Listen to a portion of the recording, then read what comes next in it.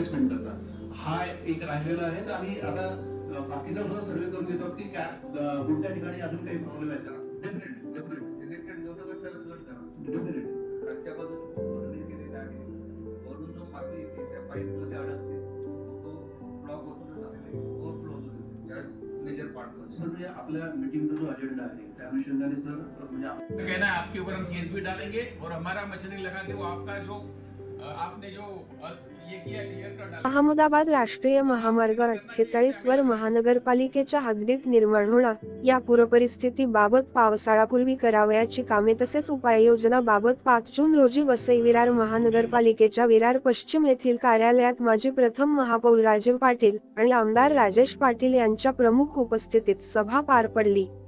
मुंबई अहमदाबाद महामार्गावरून शहरात जाणाऱ्या जोड रस्त्यांच्या फॅनिंगचे काम करणे, महामार्गावरील कलरवट उघाडीचे बांधकाम करणे, महामार्गालगत असलेले सर्व्हिस रोड विकसित करणे, पावसाळी पाणी वाहून नेण्यासाठी नाले, स्ट्रॉम वॉटर ड्रेनेज सिस्टीम तयार करून नाले गटारे यांच्या साफसफाई कामाचा आढावा तसेच सूर्या प्रकल्पाचे पाईपलाईन टाकताना व रस्ते खोदताना झालेल्या खड्यांची व रस्त्याची दुरुस्ती करणे, महामार्गालगत मुंबई महानगर प्रदेश विकास प्राधिकरण व पाणी पुरवठा विभागामार्फत सुरू असलेल्या पाणी पुरवठा लाईनचे रिसर्फेसिंग करणे, महामार्गालगत असलेले अनधिकृत बांधकामे, टप्परी हटवणे तसेच महामार्गालगत असलेल्या हॉटेल्स, इंडस्ट्रीज, RMC प्लांट यांनी टाकलेले अनधिकृत पोहोचमार्ग त्वरित बंद करणे यासारख्या महत्त्वाच्या विषयावर चर्चा झाली.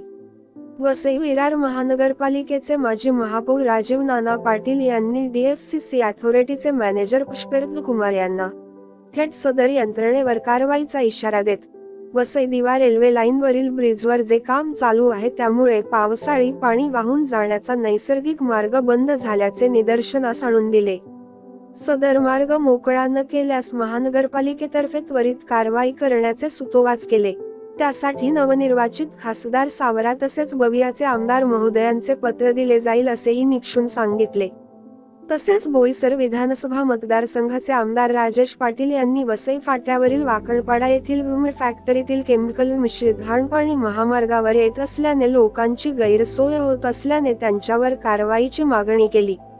तसेच माळजेपाडा सरपंचांनी पेट्रोल पंपाच्या अतिक्रमण केलेल्या बांधकामामुळे पावसाळ्यातील पाणी वाहून जाण्याचा नैसर्गिक स्रोत बंद झाल्याने आजूबाजूच्या गावांना पूरसदृश्य परिस्थितीला सामोरे जावे लागण्याची भीती व्यक्त केली.